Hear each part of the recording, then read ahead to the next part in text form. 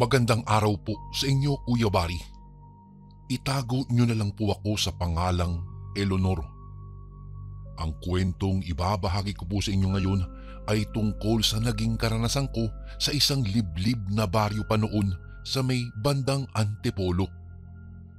Hindi ko na po babanggitin, Kuya Bari, ang pangalan ng eksaktong lugar dahil ang lugar na ito ngayon ay maayos na at unti-unti nang sumasabay sa makabagong panahon. Ako po ay may asawa at 2 anak. Nangyari po ang kakaiba at nakakakilabot kong karanasan nang ipinagbubuntis ko ang aking bunsong anak. Dati po kaming nakatira sa Maynila at nangungupahan sa isang maliit na boarding house sa squatters area. Ang asawa ko po ay isang kargador sa palengke lamang. Pero dahil mahirap ang buhay at kailangan naming magtipid para makaipon ng panggasto sa panganganak, napagdesisyonan namin na umuwi na lamang muna ako ng Antipolo sa bayan kong Sinilangan. Sa paraang ganoon, makakatipid na kami sa bayad ng upa dahil sabi ng mister ko po ay lilipat na lamang siya sa isang kakilala at makikihati sa bayad ng tirahan. Mas mababa kaysa sa dati. Kaya't napag-usapan din namin na susunod na lamang siya roon sa amin. Pagdating ko po sa Antipolo ay kaagad akong sinalubong ng nanay ko. Masayang masaya siya na ibinalita sa aking tamang-tama daw ang dating naming mag-ina dahil nalalapit na ang fiesta. Pero nang bigla siyang mapatingin sa umbok kong tiyan ay biglang nagbago ang ekspresyon ng kanyang mukha. Magtatakip silim na po noon. Kaagad niya kaming pinapasok sa loob ng bahay. Mabilis din niyang isinarado ang pintuan at bintana at pagkatapos ay nagsaboy ng asin sa paligid. Nagtataka nga ako sa mga ikinikilos niya at hindi ko napigilan na hindi po magtanong. Ikinuwento niya sa akin na minsan daw sa baryo namin ay may namatayan ng isang sanggol sa sinapupunan dahil sa aswang. Pinagtawanan ko lamang si nanay noon at sinabi ko sa kanya na baka naman uminom ng pampalaglag o talaga namang napabayaan lamang ang pagbubuntis kaya namatayan. Kuya Bari, noong mga panahong iyon, kasi ay hindi talaga ako naniniwala sa mga ganoong uri ng nilalang. Para kasing napaka-imposible naman na may mga taong kayang mag-iba ng anyo o kayang kumain ng katulad niyang tao. Ngunit hindi ko po inaasahan na pagsapit ng gabi ring iyon ay makakarinig ako ng mga pagkaluskos na para bang kinakalmot o kinakamot ang aming dingding. Matagal po yun at halos di ako patulugin. Hinayaan ko na lamang dahil sa isip ko ay isa lamang pusa yun na marahil ay nagpapatalas ng kanyang kuko. Nasa 7 buwan na rin po ang tiyan ko at halos 2 buwan na lamang ay manganganak na ako. Hindi ko alintana ang mga pasabi at bili ng nanay ko tungkol sa aswang. Kahit pa palagi niyang sinasabi na may gumagala-galang tik-tik kaya dapat ay maging maingat daw ako para di matulad sa mga naging biktima. Madalas lamang akong umuoo pero hindi ko naman talaga sinusunod. Hanggang isang gabi, bigla akong naalipungatan sa muling tunog ng mga pagkaluskos sa dingding. Pakiramdam ko po ay mas lalong nagiging agresibo yun kumpara noong mga nakaraang gabi.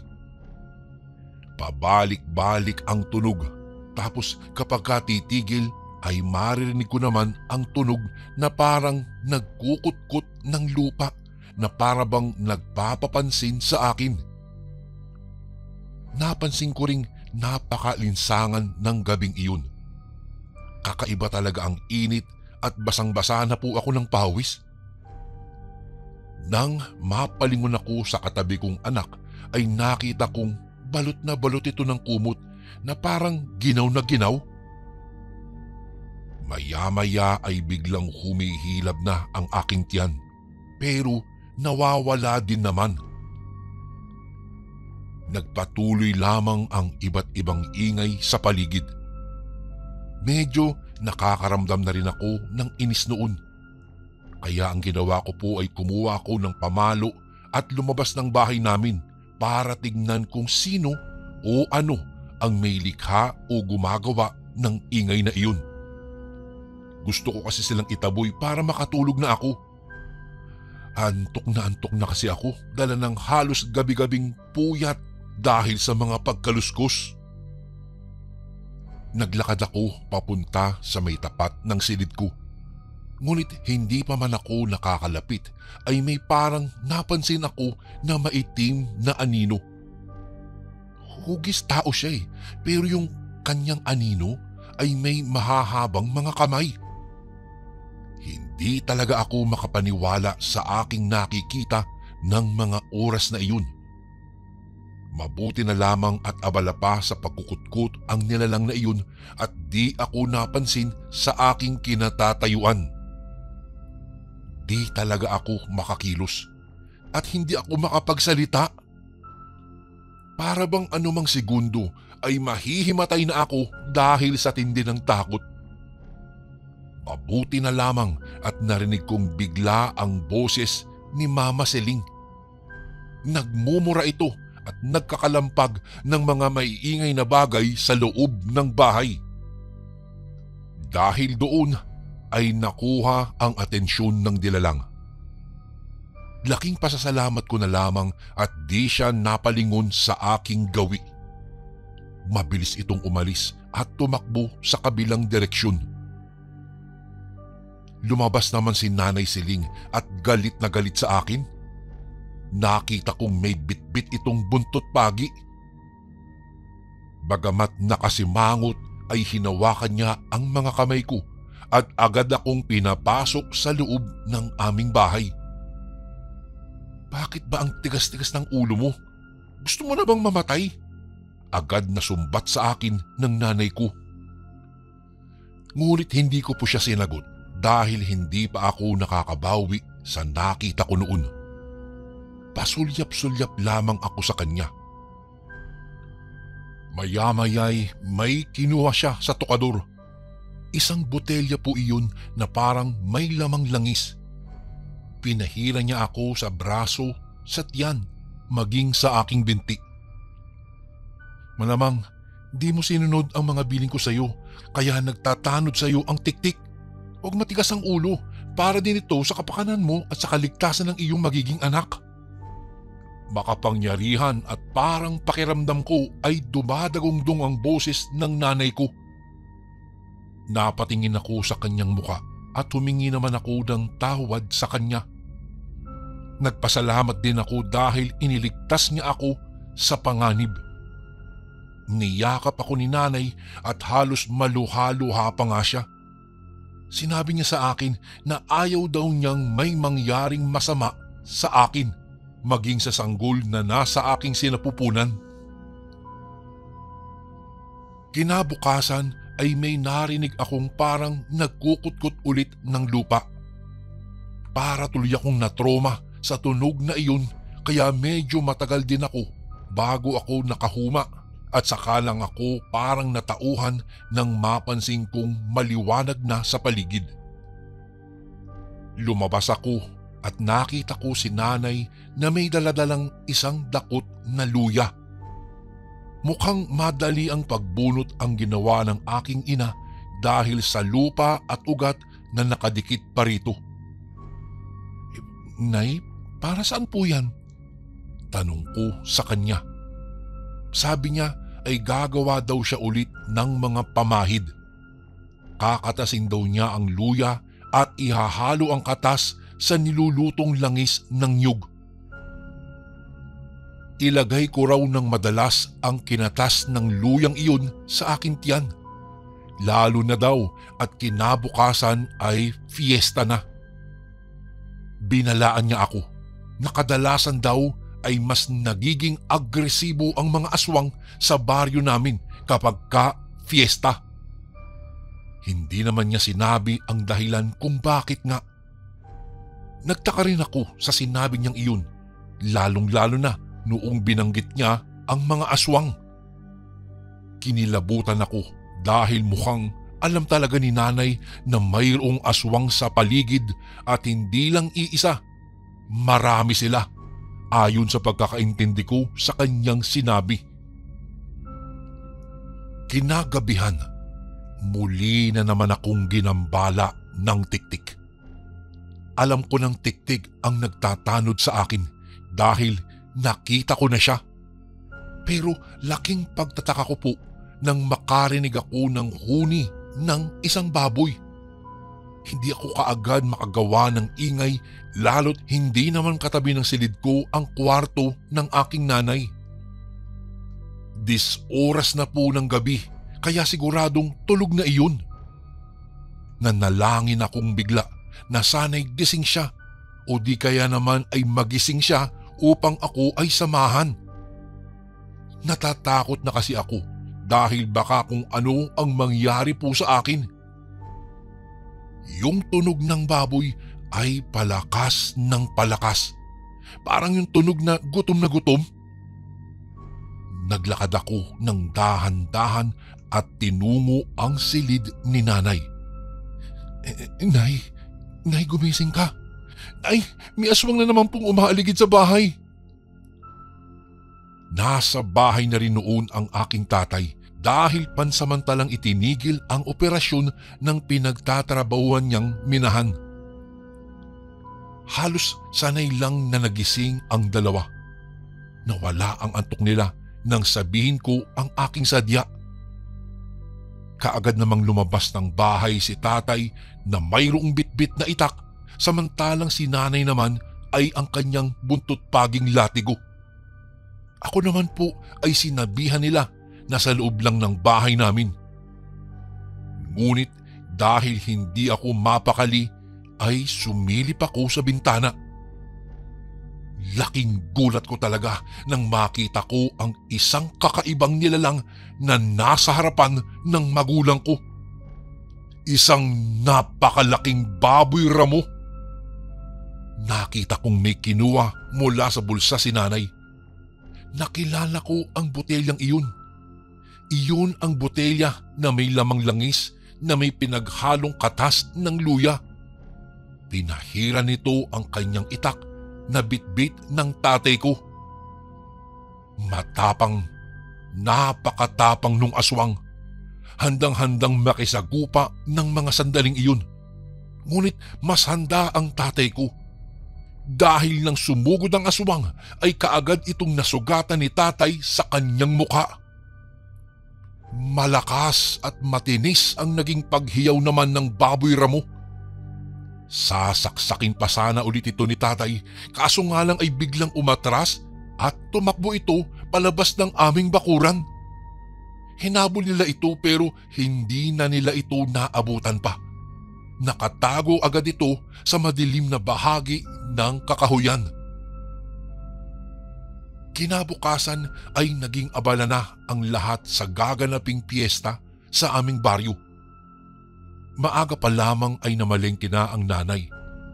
Pagdating niya, nagsabi siyang sasali siya sa isang paligsahan ng pagluluto. Mayroon daw kasing malaking premyo na inisponsoran ng aming mayor noon. Natuwa ako nang sabihin ni nanay na kapag ka nanalo siya sa paligsahan ay idadagdag ko iyon para pambili ng iba pang pangangailangan ng aking magiging anak. Kaya naman tinulungan ko siya sa paghahanda ng kanyang mga kakailanganin. Ilang saglit pa ay dumating na ang aking tiyo Gabriel. Kapatid po siya ni Papa. Isasabay na raw nila ang niluto nilang espesyal na putahe. Kari-karing baboy ramo. Muntik pa nga akong masamid nang maalalang nag-aanyong baboy ang mga aswang. Napansin ko rin na bago ito umalis ay nahuli ko itong nakatingin sa tiyan ko. Dahil sa nakita ko ang ginawa niya, sinabi na lang nito na malapit na raw pala akong manganak. Tanging tango lamang ang iginanti ko at pinagdududahan ko ang aking sariling tiyo.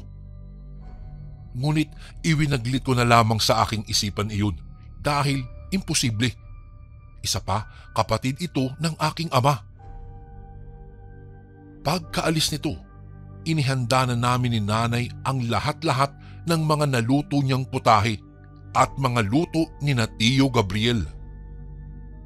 Dadalhin na namin ito sa plaza kung saan gaganapin ang kontes. Pero po bago yun, palihim kong pinataka ng langis na may katas ng luya ang mga pagkain. Hindi po alam ni nanay o ni tatay ang ginawa ko pong iyon. Sabi ko naman sa isip ko ay siguro wala namang masama kung gawin ko iyon kasi nagawa lamang ito sa langis at luya. Pagdating po namin sa plaza ay nakita kong napakaraming tao. Marami na rin ang mga kalde-kalderong kanin at maging ulam na nakahilera. Noong mailagay na namin ang mga ulam malapit sa entablado ay naghanap na rin kami ni nanay at tatay ng mauupuan malapit po doon. At habang nag-aantay ng pagsisimula ng seremonyas ay may nakaagaw po ng pansin sa akin. Isang gwapong lalaki. Hindi ko po talaga maintindihan noon kung bakit biglang bumilis ang puso ko at hindi ko maiwas ang paningin ko sa kanya. Natatawa nga ako, Kuya Bari, sa sarili ko dahil kung kailan pa ako nagbuntis ay saka ako makakaramdam ng kilig sa isang lalaking hindi ko pa nga kilala. Mas lalo pang nadagdagan ng saya nang bigla siyang tumingin po sa akin at ngumiti. Aba, at sinong iningitaan mo dyan, buntis? Huwag kang magkakamali sa lalaking iyan. Babaero yan at magaling mambola. Kaya natigil sa pagsasalita si Mama nang biglang magsalita sa mikropono ang aming kapitan para sa formal na pagsisimula ng pagdiriwang. Nagpalakpakan ng halos lahat ng taong naroon, Kuya Bari, nang simula na ang mga palabas at mga palaro. Dahil hindi pa sinisimula ng contest sa pasarapan ng ulam, ay nauna na akong manood muna sa agawang biik. Nagkataon namang sumali na napag-alamang kong James ang pangalan sa palarong iyon. Ay, Kuya Bari, halos matulala talaga ako sa ganda ng katawan niya nang bigla itong magubad sa harapan ng maraming tao. Ginawa nila iyon upang hindi makasagabal ang damit sa paghuli ng maliksing baboy. Tulad po ng ibang naroon ay di ko talaga mapigilan ng sarili ko na kiligin. Hindi ko talaga maiwasang mapangiti habang tinitingnan siya. Ngunit ang kilig ay biglang napalitan po ng pag-aalala nang makita ko ang mga sugat sa likuran niya. Hindi naman iyon kalaliman pero may iba doon na parang may malalaking peklat. Doon ako nag-isip. Hindi ko talaga maintindihan kung bakit maski ang gwapong lalaking iyon ay pinag-iisipan ko na rin ng masama tulad ng aking tiyuhin. Siguro nag-overthinking lamang ako at kung ano-ano na ang pumapasok sa isipan ko. Maski yung mga titig at manakanakang pagtitig sa akin ni James ay binigyan ko na ng dahilan.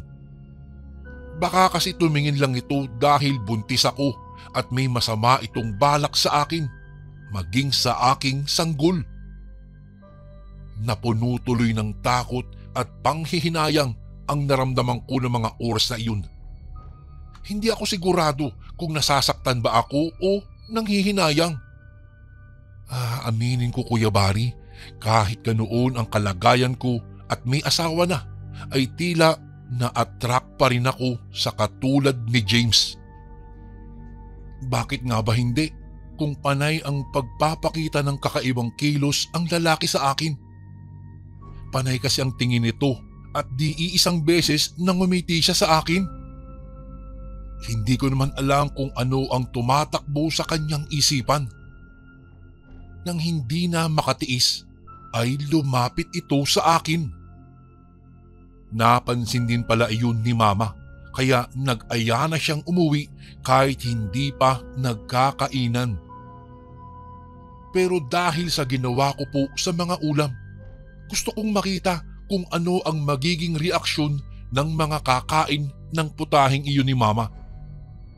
At parang sinadya pa ng binata na alamin talaga kung ano ang dinala namin. Nang magsimula na ang kainan ay doon pa ito tumapat. Kaya may sumilay ng ngiti sa labi ko dahil sa wakas malalaman ko rin kung sino ang mapagpanggap na aswang. Hindi nagtagal ay nagbigay na ng hudyat si Kapitan para magsimula ng kumain. Habang ako naman ay nakaupo lang at nanonood sa kanila. Sa hindi inaakalang pagkakataon, hindi ko inaasahan na ikukuha ako ni James ng pagkain. Iniabot ni James ang pagkain sa akin. Ipinaghila niya ako ng bangko para doon ko raw ipatong ang aking pagkain. Ikinuha niya rin ako ng malamig na tubig sa baso. Wag daw ang soft drinks dahil bawal daw ito sa ipinagbubuntis ko. Para tuloy lumabas na ito ang ama ng ipinagbubuntis ko. Hindi tuloy maiwasan ang hindi ako pagtinginan at pag-usapan ng mga taong nasa paligid namin. Bigla akong nailang sa uri ng mga titig nila. Ang mama ko naman ay hinayaan lang akong itrato ng ganoon ni James. Nagpasalamat din ito sa ginawa ng binata sa akin. At iyon na nga po at nagsimula na silang kumain. Nakakailang subo pa lamang si James at ang iba pang mga tumikim sa ulam ay nagulat ako dahil nagkanya-kanya silang takbuhan sa labas. Ang iba naman ay nagsuka pa. Sa takot ni Mama, napatayo ito at tinikman ang pagkaing nasa harapan ko. Pati siya naduwal. Nawala ang mga tao sa harapan ng lamesa. Ano yun? Lahat sila mga aswang? Pero imposible, kaya tinikman ko na rin ang pagkain. Noong didikit pa lamang ito sa labi ko, ay may kamay na agad na pumigil sa braso ko para lasahan ang pagkain. Nakita ko si James na mabilis nang dinampot ang pagkain at itinapon sa labas. Kahit hindi ito nagsalita, nakita ko ang matinding pag-aalala sa mukha nito. At dahil nga may kaunting sabaw na lumapat sa labi ko, doon ko nalaman ang totoong lasa nun. Walang kasing pait. Mapait pa sa abdo ng bangus. Nagtataka namang napasulyap sa gawi ko si Mama. At kahit hindi rin ito magsalita, alam nitong ako ang may gawa nun. Binitawan na rin ni James ang mga braso ko, saka naupo sa tabing upuan ko. Malalim ang buntong hiningang walang imik sa pagkakaupo. Ilang minuto pa at naayos ko na ang gulong ginawa ko. Humingi kaagad ako ng pasensya kay Mama sa mga nangyari at ako'y nakonsensya dahil alam kong ako ang may gawa nito. Si Mama na rin ang nagpasyang ayain ako pauwi, kaya napilitan akong sumunod. Hindi ko napansin na may mga mata palang nakasubaybay sa bawat galaw ko. Habang tinatahak namin ang madilim na daan pabalik sa bahay, nakaramdam ako ng bahagyang pagkirot sa aking tiyan. At may naramdaman akong parang mainit na likidong tila umaagos sa aking hita. Akala ko noong una ay tubig lamang iyon. Paano bigan? Pero Napahiyaw si Mama nang makita niyang dugo pala iyon. Hindi mapakali si Mama sa pagmamadaling makauwi kaagad kami sa bahay. Opo Kuya Bari, dinugo po ako ng mga oras na iyon kahit 7 buwan pa lamang ang aking tiyan. Naisip ko nga na baka manganganak na ako Nang biglang nagsalita si Mama. Napapangamuyan ka ng tiktik anak, kaya ganyan. Malamang nasa paligid lamang ito at naghihintay ng tamang pagkakataon para gawin niya ang masamang balak niya. Natigilan ako dahil sa sinabing iyon ng aking ina. Habang naglalakad kami ay agad kong napansin na tila papadilim na pala ang paligid at medyo masukal pa sa parting nilalakaran namin. At ang mga damong iyon ay tila saliwa sa simoy at bugso ng hangin. At hindi nga ako nagkamali Kuya Bari. Mula doon ay lumitaw ang isang nilalang na korteng tao. Mabalahibo ang katawan hanggang sa kanyang mukha. Nakadipa ito at may laway na tumutulo sa kanyang bibig. Ginamit nito ang mababang dila para sana ay atakihin ako. Ngunit mula sa aming likuran, isang lalaki ang biglang sumulpot at sinugod ang aswang. Hindi ko agad nakilala dahil sa malamlam na liwanag ng aming ilawan.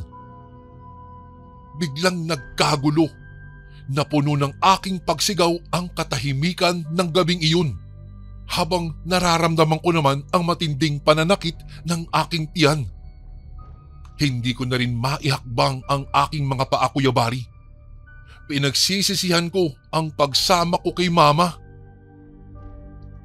Noong masukol ito ng galit na lalaki, sa pagbagsak ng aswang sa lupa sa madamong bahagi ay nasaksihan ko ang biglaang pag-anyong baboy ramo nito.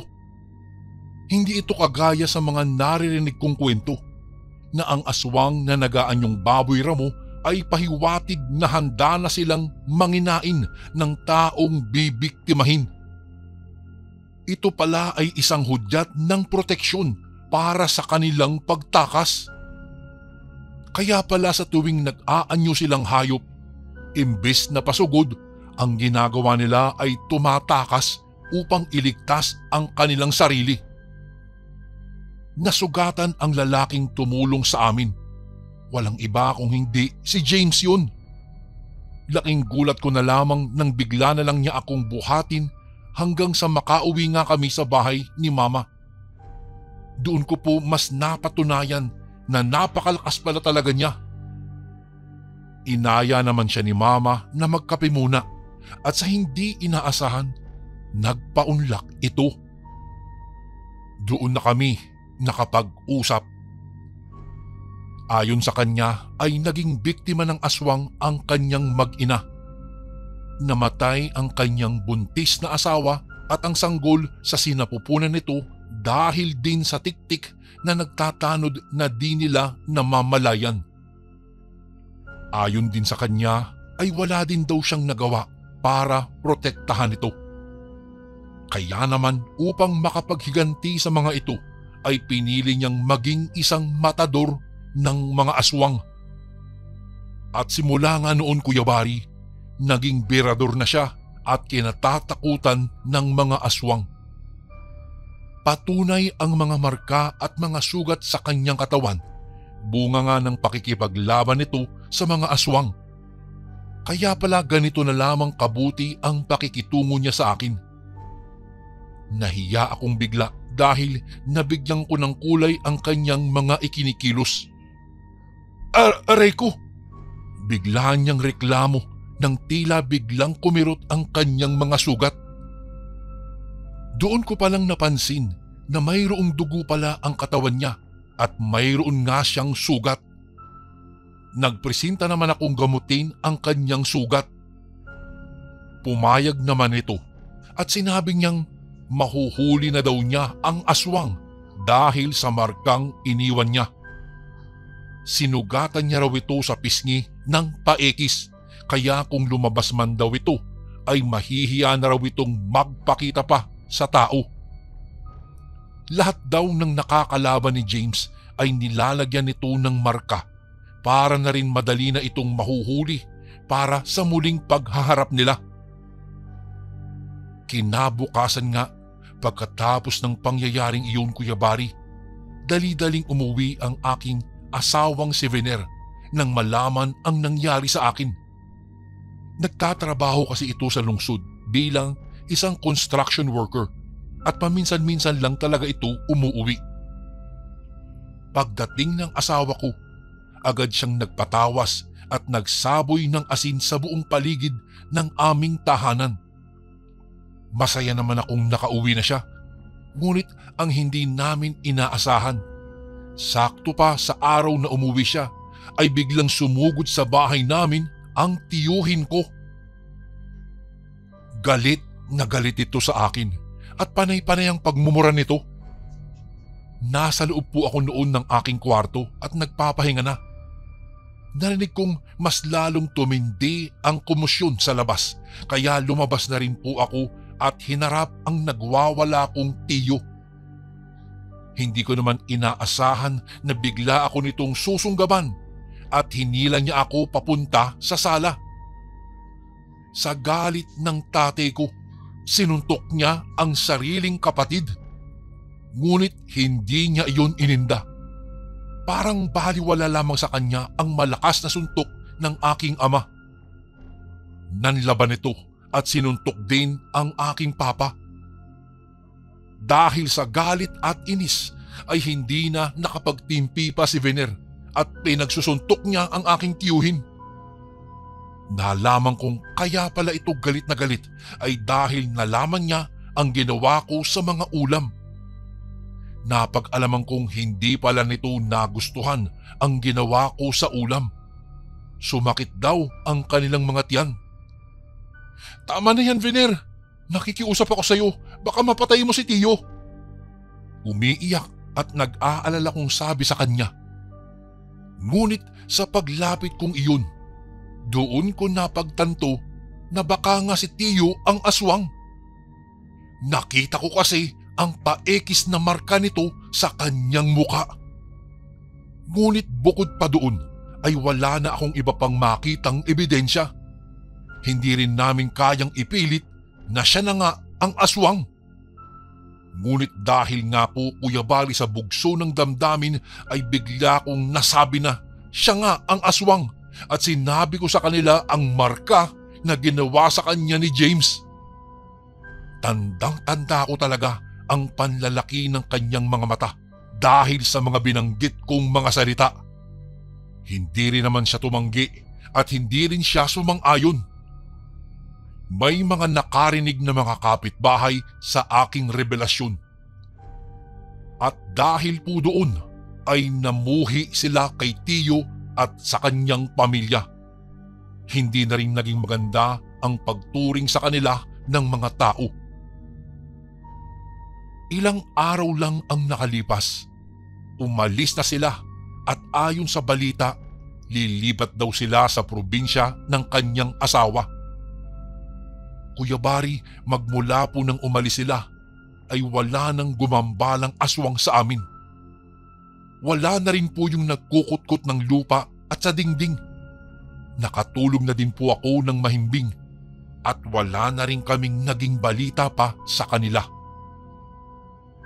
Pagkalipas po ng ilang buwan ay nairaos kong isilang ng maayos naman ang aking bunsong anak.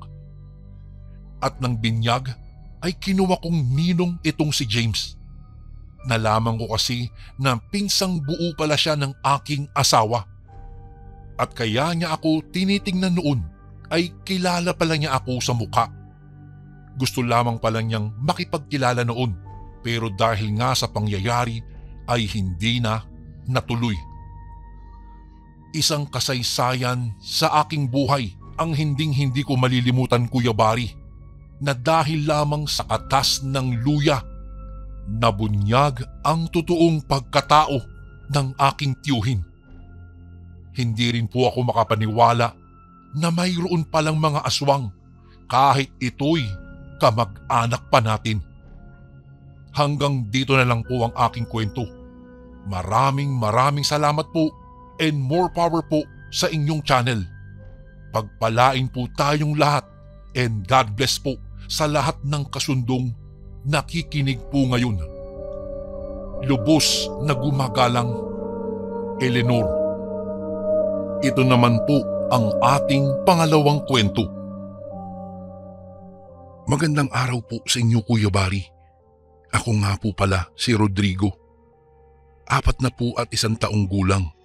Kasalukuyang nakatira dito sa Taguig. Isa po pala akong tricycle driver at ang mga kwento nyo ang nag-aalis ng aking inip habang naghihintay ng pasahero sa pila. Sa ngayon po, Kuya Barry, ako po ay isang single dad. 2 po ang aking anak, isang babae at isang lalaki na kasalukuyang nasa senior high pareho. Mag-isa ko silang itinaguyod mula nang iwan kami ng kanilang ina. Dati po akong seaman at sa kasamaang palad ay hindi na muling nakasampa sa barko dahil sa permanenteng pinsala na iniwan sa akin ng isang karanasan. Kahit pa yata mag-ulyanin ako ay hindi ko makakalimutan. Taong 2006 nang magkakilala kami ng ina ng aking mga anak na si Andrea. Nagkamabutihan kami at makalipas lang ang ilang buwan ay nabuntis ko siya. Ipinanganak ang panganay ko habang nasa barko ako. Pag-uwi ko ay 5 buwan na ang panganay namin. Naging maayos naman ang buhay namin ni Andrea. Masinop siya sa mga ipinadadala ko at nakaagawa pang magtabi sa bangko. Noong mag-1 taon na ang aming panganay ay muli siyang nagdalang tao. Nahinto din ako noon sa pagsampa sa barko dahil nagkaroon ng problema ang agency ko. Gamit po ang naipon naming pera ay nagpatayo kami ng water refilling station dahil iilan pa lang ang may ganoong negosyo sa lugar namin ng mga panahong iyon. Naging malakas ang kita at halos hindi ko na naisipan pang bumalik sa barko. Nang mag-9 na buwan ang bunso naming anak, ay na-diagnose ito ng isang sakit sa dugo na maaari daw mauwi sa leukemia. Dahil po sa laki ng gastos ay muli akong sumampa sa barko. Naging maganda naman ang sahod ko noon, Kuya Barry, kaya nag-extend hanggang sa umabot ako ng 1 taon sa barko. Nang makauwi ako, ay napansin ko ang panlalamig sa akin ni Andrea. Kinausap ko siya at tinanong kung ano ang problema. Nang mga panahong iyon, Kuya Barry, ay hindi pa kami naikakasal ni Andrea at iyon pala ang dahilan kaya siya nanlalamig sa akin. 2 na daw ang anak namin pero parang wala pa raw akong balak na pakasalan siya. Inamo ko si Andrea at sinabing sa susunod na pag-uwi ko ay magpapakasal na kami. Biglang nakita ko ang sigla sa kanyang mga mata nang sabihin ko iyon. Makalipas ang 4 na buwan, muli akong sumakay sa barko. Noong mga unang buwan kapag tumatawag sa akin si Andrea ay puro plano sa kasal ang napapag-usapan namin. Hanggang sa lumipas ang ilan pang mga buwan, naging madalang na ang pag-uusap namin.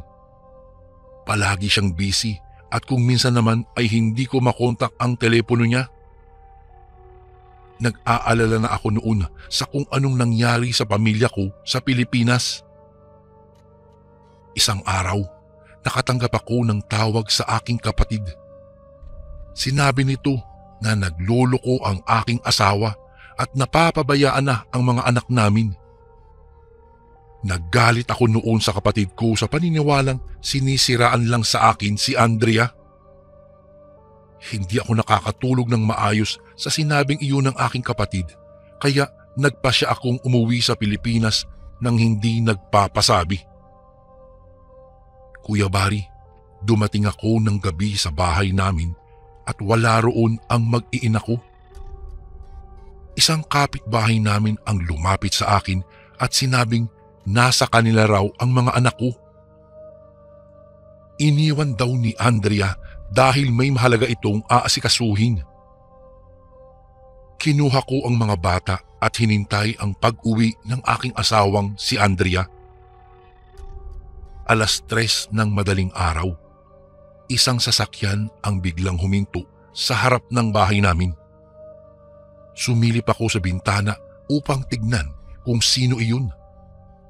Nakita ko si Andrea na bumaba sa sasakyan kasunod ang isang lalaki. Bago pumasok sa gate ang asawa ko ay kitang-kita ko na naghalikan sila noong lalaki. Parang madudurog ang puso ko ng mga oras na iyon, Kuya Bari. Hindi ko alam kung ano ang magiging reaksyon ko. Pagpasok ni Andrea sa pintuan ay gulat na gulat ito nang makita akong nakaupo sa sofa. Kaagad ko siyang tinanong kung gaano na niya ako katagal na niloloko. Hindi siya umimik at bigla na lang humagulgol ng iyak. Lumuhod siya sa harap ko at nagmamakaawang patawarin ko na siya. Dahil naman sa pagmamahal ko ay pinatawad ko siya, Kuya Bari. Lumipas ang 2 linggo. Nalaman ko na buntis pala si Andrea at ibang lalaki ang ama. Dito na ako nagdesisyon na palayasin siya at tuluyan ng tapusin ang relasyon namin. Nakailang ulit pa siyang paghingi ng tawad, ngunit hindi ko na siya kayang patawarin pa. Lumipas ang 2 buwan. Isang sulat ang dumating sa akin. Imbitasyon iyon sa barangay tungkol sa kustodya ng aming mga anak. Humarap si Andrea kasama ang lalaking nakabunti sa kanya. Dahil na rin sa matibay na ebidensya ay nanatili sa akin ang pangangalaga sa mga anak namin. Nakailang ulit pa ang paghaharap namin pero walang nagawa si Andrea. Makalipas ang 5 buwan, tuluyan na siyang tumigil sa pangungulit sa akin, Kuya Bari. Nalaman ko na umuwi ito ng probinsya kasama ang lalaking nakabunti sa kanya. Dito na din ako nag-umpisang makaramdam ng mga kakaiba sa aking katawan. Hirap na hirap ako sa pagtulog dahil sa pagkirot ng kaliwang mata ko na parang may kung anong kumikislot-kislot sa loob. Nagpatingin na ako sa kung saan-saang ospital pero walang nakikitang anumang sakit o parasite. Hanggang sa unti-unting lumabo ang paningin sa kaliwang mata ko. Lumipas pa ang 2 linggo at nahirapan na naman akong kumain pero napansin kong dahan-dahang lumalaki ang aking tiyan.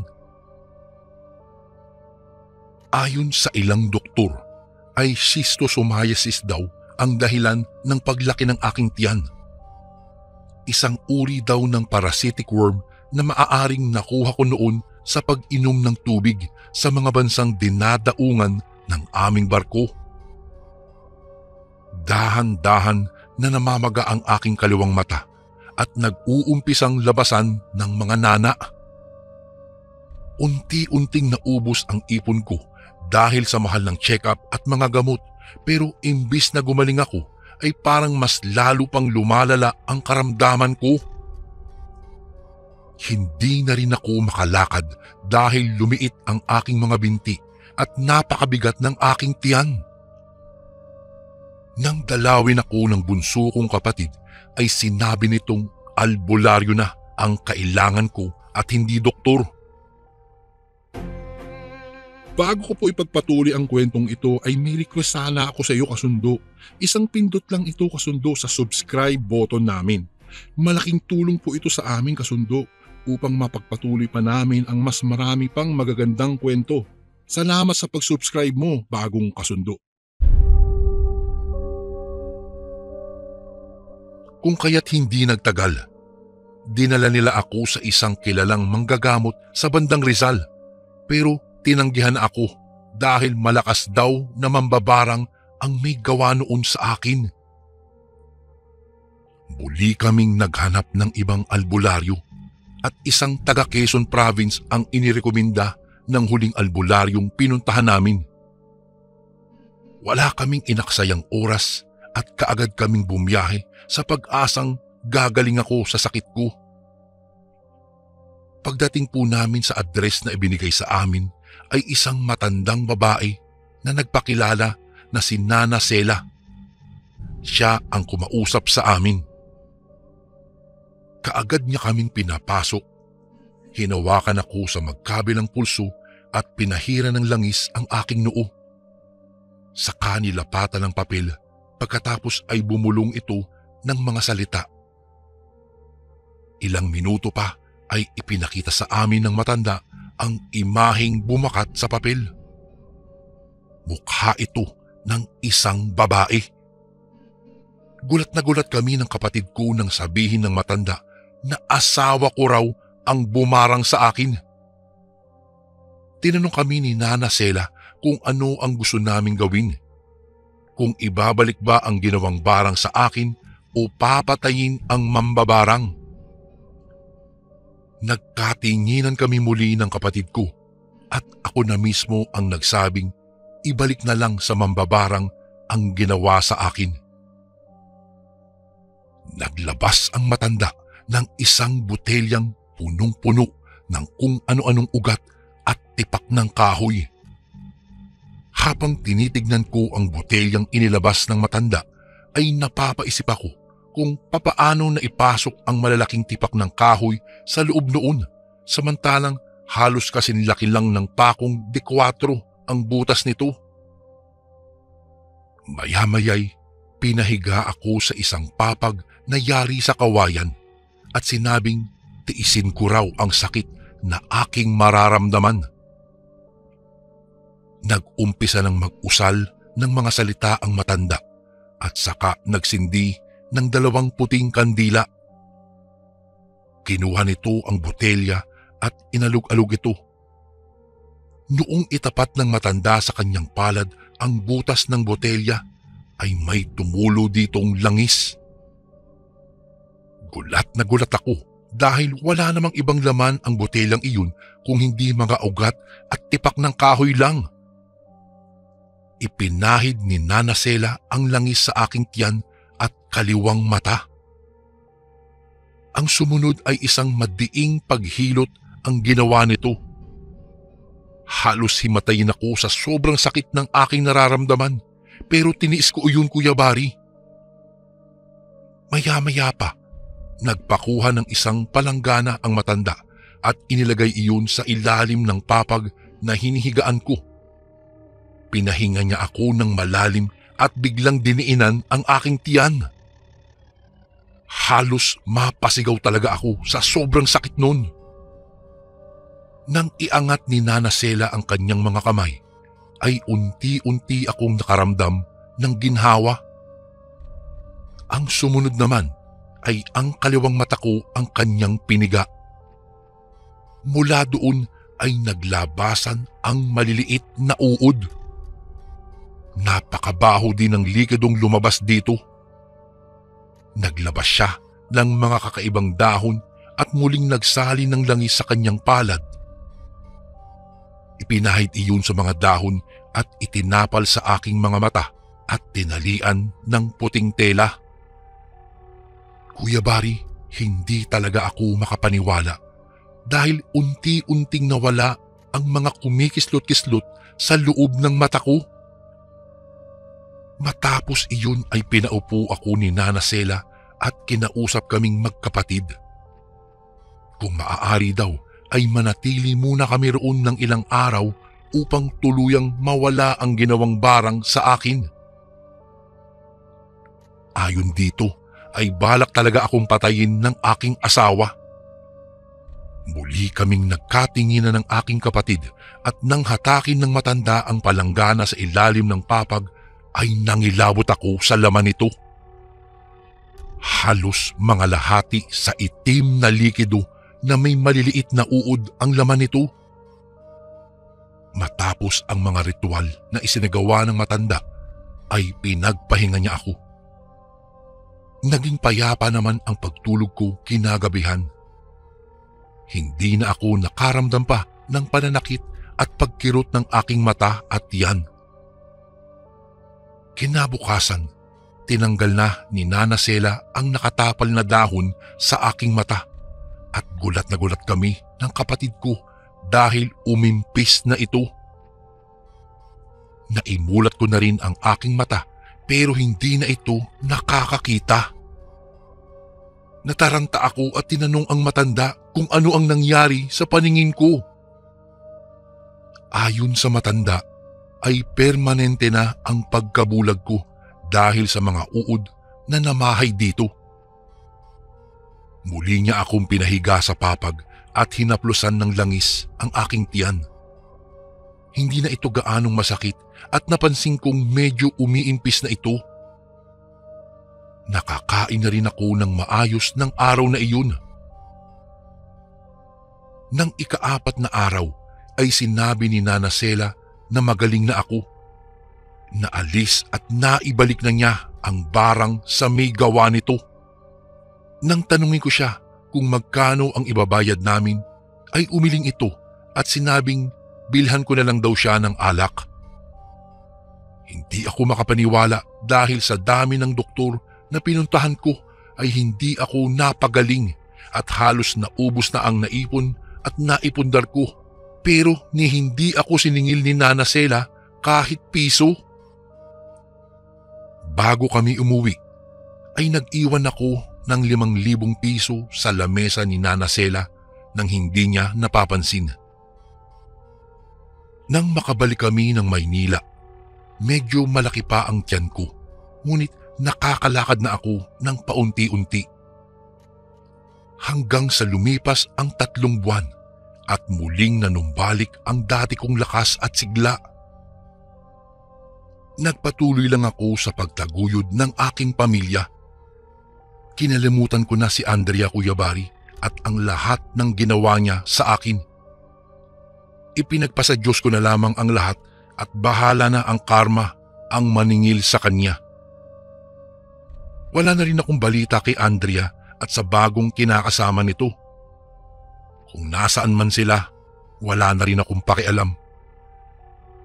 Sa ngayon po ay nagkaroon ako ng isang magandang negosyo bukod sa pagiging tricycle driver ko. Napalago ko po ito hanggang sa makabili ako ng bagong bahay dito po sa Taguig. At dito ko na rin nakilala ang bago kong kinakasama na si Kate. Tanggap naman siya ng aking 2 anak. At hindi rin nagtagal ay nagkaroon din kami ng isa pang anak na pinangalanan kong Roby. Isang pangyayari sa aking buhay ang hindi ko po malilimutan kaya ko po ito isinulat sa inyong channel. Isang aral ang nagpabago sa aking pananaw.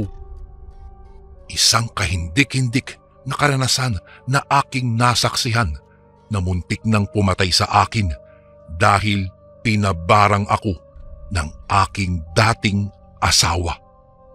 Kuya Bari, hanggang dito na lang po at maraming salamat po sa pagbasa ng aking kwento. Maraming salamat po sa channel mo dahil kahit papaano po ay nakakalimutan ko ang aking mga problema kapag nakakapakinig po ako ng mga kwento dito. More power po sa Ang Sundo Horror Stories and God bless po sa lahat ng nakikinig ngayon. Lubos na gumagalang, Rodrigo. At ito naman po ang ating pangatlong kwento. Ako si Blake. Hindi sa natatakot ako, pero talagang kinikilabutan ako kapag napapadaan ako sa nag-iisang sementeryo sa bayan kapag pauwi ako galing sa aking trabaho tuwing gabi. Sa nag-iisang parmasya ako nagtatrabaho, Kuya Bari, bilang isang sales clerk. At 24 oras na bukas ang nasabing tindahan ng gamot. Iyon nga lang, shifting ang trabaho ng mga clerk dahil may limitadong oras lang naman kami sa pagpasok, lalo na ngayong malapit nang mag-undas. Sa mga panahong ito kami kinakailangan mag-duty dahil holiday at maraming sibilyan na pag-alagala sa labas. Hindi naman sa nagdarasal kami na may mangyari, ngunit marami naman kasing pwedeng mangyari sa lahat ng oras. Mas maayos na iyong palagi kaming alerto at handa sa lahat ng pagkakataon. Hindi lang kami mga simpleng clerk na nagtitinda lang ng mga over-the-counter na gamot, kung hindi mga medical representative kami na naka-assign sa parmasya. Kapag may emergency ay tumutulong din kami sa mga nangangailangan. Halos wala ng tunog ang aking mga paang dahang-dahang tinahak ang sementadong daan sa tapat ng sementeryo. Kahit wala akong nakikita ay gusto nang lumipad ng aking kaluluwa sa takot. Lalo na't nasa gilid ko lang ang iilang mga puntod ng yumao na kung wala lang ang mga bakod ay maaari na akong maabot. Napapanunok ako sa bawat hakbang na aking ginagawa. Ang aking mga kamay ay nanlalamig samantalang pinagpapawisan ang aking buong katawan. Nakakainis lang na gusto kong bilisan ang aking paglalakad, ngunit natetempt akong lumingon sa kaliwa. Kasi pakiramdam ko ay may nakatingin sa akin na hindi ko nakikita. Nang papalagpas na ako sa pinakahuling puntod ay natigilan ako. May narinig kasi akong pala na bumagsak, kaya naman halos hindi na ako humihingang dahan-dahang bumalik. Kahit natatakot ay hindi ko mapigilan ang pag-usbong ng aking kuryosidad. Pigil hiningang inakyat ko ang may kababaang bakod at inakyat ang malahagdang puntod sa gilid. Sa likod nun ay may nakita akong bulto ng isang tao. Hindi ko matiyak kung babae siya o lalaki dahil may hood ang suot niyang jacket. May hinuhukay siya. Isang kalilibing lang yatang yumao at malalim na ang kanyang pinaghukayan. Hindi ko maiwasang makaramdam ng kilabot habang may banyagang lengguwaheng inuusal ang nasabing tao at patuloy sa paghuhukay hanggang sa maabot na niya ang kinalalagyan ng kabaong. Ako naman ay halos mawalan ng hininga dahil sa labis na takot. Sino ang nasabing tao at bakit niya hinuhukay ang isang yumaong nais nang magpahinga? Nawalan na yata ng lakas ang aking tuhod at animoy nauupos na kandilang napasalampak ako sa sementadong libingan at pilit na inirerehistro sa aking isipan ang aking nakikita. Nang mabuksan na niya ang kabaong kulay krema ay nakita ko ang babaeng nakahimlay sa kabaong. Nagulat ako sa kanyang ginawa nang wakwakin ang dibdib nito at hinugot ang mga lamang loob. Gusto ko na sanang sumigaw nang makita ko ang kanyang mga brasong kulay abo na may kakaibang haba. Ang kanyang mukhang hindi makita at ang kanyang seryosong paglantak ng lamang loob na nakapandidiri sa aking sikmura. Rinig na rinig ko mula sa kinaroroonan ang kanyang pagmuya, kaya naman halos masuka ako sa kanyang ginagawa. Napalingon ako sa paligid at nais na humingi ng tulong, ngunit wala akong makitang tao malapit sa akin. Batid kong aswang ang aking nakikita at siguradong uubusin niya ang kawawang bangkay. Sinamantala ko ang pagkakataong abala pa ang aswang sa kanyang kinakain at tumalon ako mula sa nicho. Gusto kong umiyak sa labis na takot, nang lumikha ng ingay ang aking pagtalon na napalingon sa nilalang na abalang kumakain sa ngayon ay napakahabang bituka ng kawawang bangkay. Umangil ito nang makita ko at ako naman ang hinarap. Tatakasan na yata ako ng kaluluwa nang akmang lulundang ito sa akin, kaya naman kumaripas na ako ng takbo at hindi na nag-abala pang lumingon.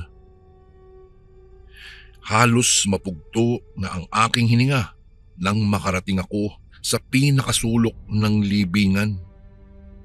Bakit ba dito ako napapunta? Madilim ang paligid at wala man lang kailaw-ilaw. Idagdag pang gusto ko na yatang atakihin habang nakatingin sa naglalakihang nicho sa paligid.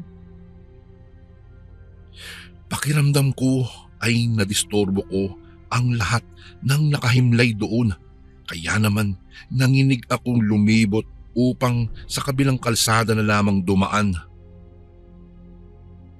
Nang mapagawi ako sa may masukal na bahagi ng sementeryo ay gusto kong umiyak dahil sa aking nakita. Hindi lang isa, dalawa o tatlo ang bangkay na nakakalat sa tabi ng kani-kanilang mga kabaong, kung hindi marami pa. Ang masaklap ay kagaya nung nauna kong nakita. Nawawala ang mga lamang loob ng mga ito. May putol na mga kamay at paa at mayroon ding wala ng ulo. Napasigaw ako sa labis na takot at hindi na inisip kung makikita ako ng nilalang. Tumakbo ako ng mabilis at halos hindi na huminto hanggang sa makalabas nga ako ng tuluyan sa libingan.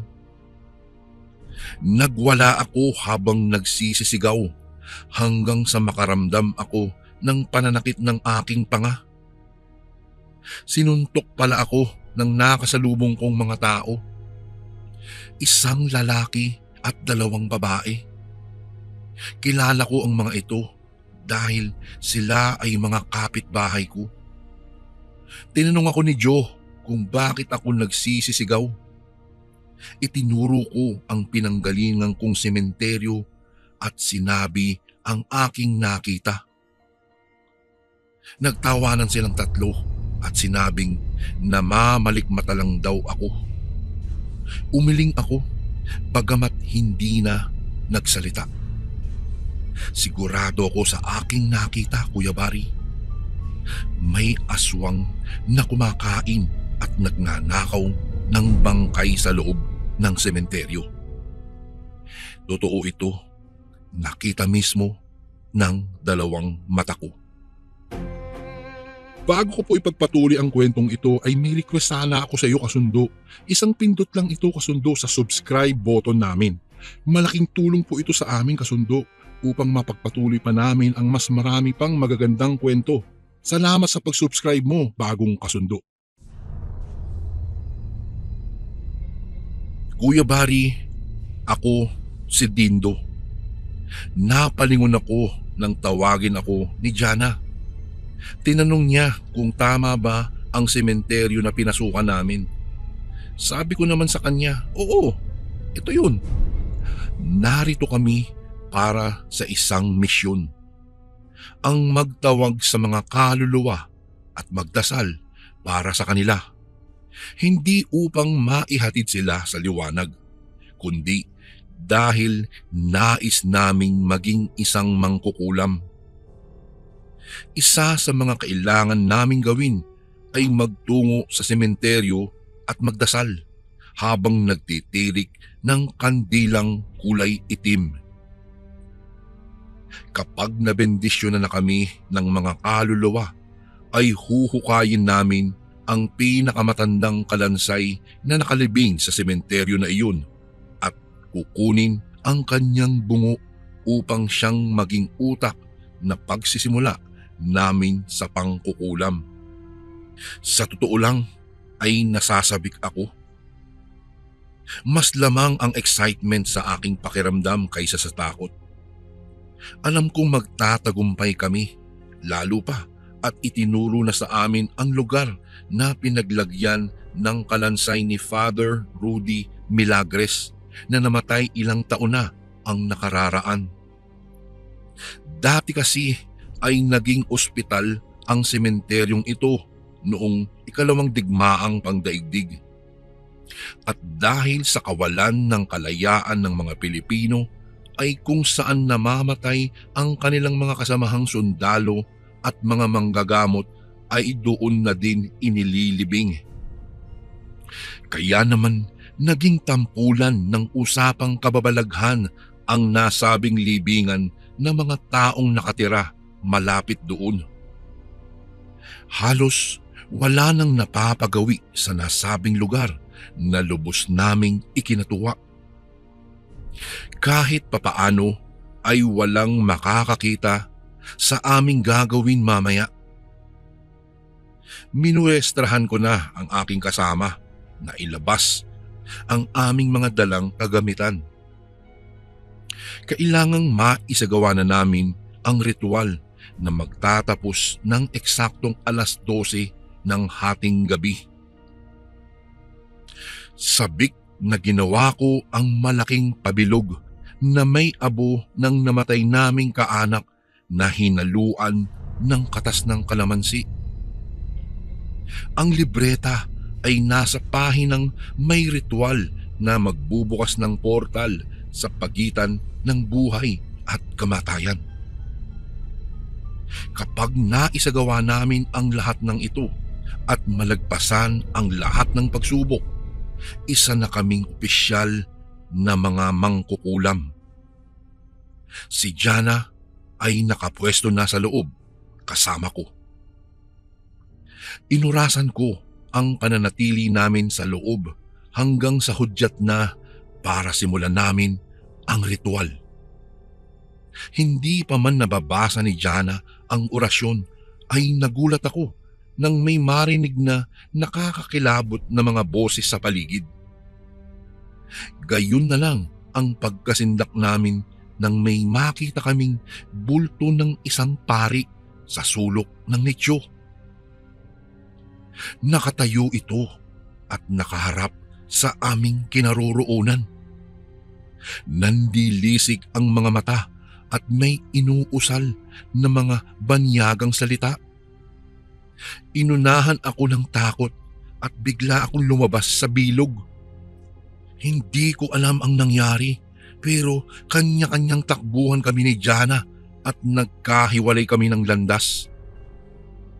Halos mabaliw ako sa kakasigaw habang naririnig ang palahaw ni Jana sa kalaliman ng gabi. Sigurado ako, kagagawa nito ng bultong nakita namin. May hawak itong palakol at sinusundan si Jana. Naramdaman ko ang mainit na likido sa aking pang-ibabang bahagi dahilan para matigilan ako. Napaihi na ako sa takot. Kanina lang ay sabik na sabik ako, ngunit bakit bigla akong natatakot ngayon? Pakiramdam ko ay nagtatago-taguan kami ni Jana at ng misteryong pari na ngayon ay nanggugulo sa amin. Sumagi sa aking isipan na baka ito na ang simula ng aming pagsubok. Kaya naman nilakasan ko ang aking loob at hinanap ang nicho ni Father Rudy. Hindi ko maiwasang manginig kapag naririnig ang nahihirapang tinig ni Jana habang hinahanap ako. Kaya naman nagtapang-tapangan ako. Nang matagpuan ko ang kanyang nicho na iniwan namin kanina, ay pumatong ako doon. Tinakpan ko ang aking tainga at hinayaan ang mga ingay na biglang umalingaw-ngaw sa aking pandinig. Ang sementeryo na ito ay hindi lang si Father Rudy ang nanggugulo, kung hindi halos lahat. Namutla ako nang makitang may malalamig na kamay na may hindi pang karaniwang haba ng daliri ang pumulupot sa aking braso. Hinila ako nito at pilit pinasasama sa kanila, ngunit hindi ako nagpatinag. Nakipaghilahan ako hanggang sa maisipan kong tawagin ang nag-iisang Diyos na may lalang sa lahat. Humiling ako ng tulong para sa aking kaligtasan, maging para kay Jana. Umiiyak na humihingi ako ng tawad sa lahat ng aking nagawa at tumingala sa langit. Ngayon ko lang naisip na hindi tama ang aking ginagawa. Ito at isang pagkagising mula sa maling paniniwala na iminulat sa amin. Kaya naman, habang nagdarasal ay dahan-dahang nawala ang mga ungol at mga ingay. Ang malamig na kamay na nakahawak sa akin ay dahang-dahang bumitaw at unti-unting tumahimik ang paligid. Maging ang ungol ni Jana ay natigil na at natahimik, kaya naman naisip kong baka magiging maayos na ang kanyang kalagayan. Ang aking takot ay naglalaho hanggang sa makaramdam ako ng pagkapagod at tuluyang makatulog. Nang magising ako ay maliwanag na. Tahimik ang paligid at wala nang ingay. Ni walang bakas ang paligid na nagkaroon ng habulan kagabi, kaya naman bumalikwas ako ng bangon at pinakiramdaman ang paligid. Tinawag ko si Jana at ako'y nag-alala. Hindi na namin ito gagawin. Napasubo lang naman kami dahil sa pustahan ng barkada. Bigla akong napaiyak. Uuwi kami at kakalimutan na ang lahat ng mga nangyari. Isinusumpa kong hindi na kami susubok pang muli sa mga ganitong itim na gawain. Tuluyan akong tumayo at hinanap si Jana. Natagpuan ko siya sa likuran ng nicho ni Father Rudy.